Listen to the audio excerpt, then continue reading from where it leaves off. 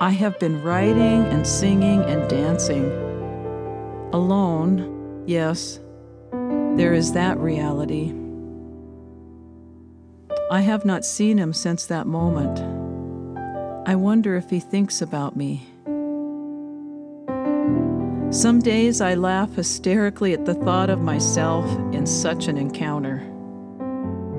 Other days I find myself weeping in the shower as I realize it may never happen again. But in that single day, it seemed like I lived a lifetime.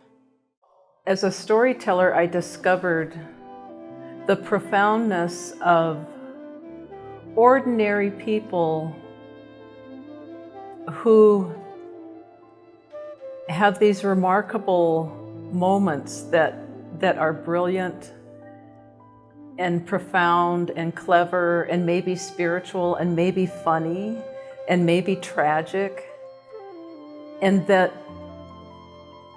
as a storyteller, the stories that show our humanity in a very frank way, which is what I did. I shared a very intimate story in this play.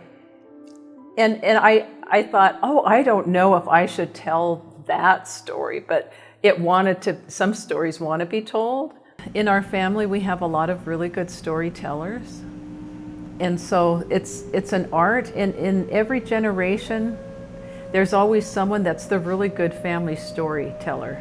And they start to tell the story, and pretty soon the whole family, if you're at a big gathering, they're all paying attention, to that storyteller. And we have had generations of that. And so it's something very familiar to me. And so theater is an extension. We use that as an extension.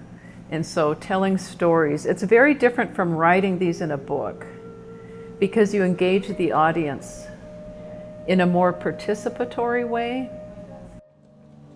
Being a pregnant woman alone then was a scandal. Even though Florence had married, people still looked down on her. When she went into labor, she went to the Catholic hospital in Mission. She had a really hard time, and she was in labor for days. But she finally delivered a little girl, and she named her Betty Jean. When the nurse brought Betty Jean for Florence to hold, she was sucking her little thumb. Florence tried to take her thumb out of her mouth so she could admire her. But Florence was just too weak. And so the nurses took the baby, and Florence went to sleep. When she woke up, they told her her baby had died. She couldn't believe it. She always thought they took her baby because she didn't have a husband.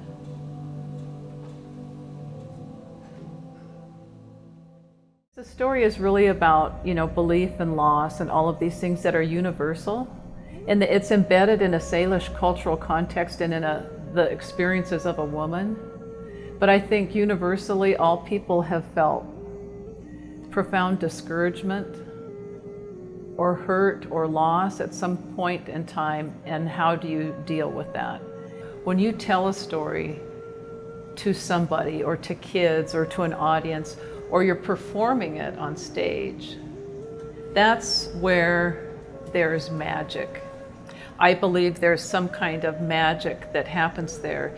There's something that you give me as the storyteller that inspires me, that motivates me, that energizes me. There's a really powerful thing that is happening between that person that's telling that story and the audience. And that is another thing I discovered, is that, wow, I really like this way of telling stories.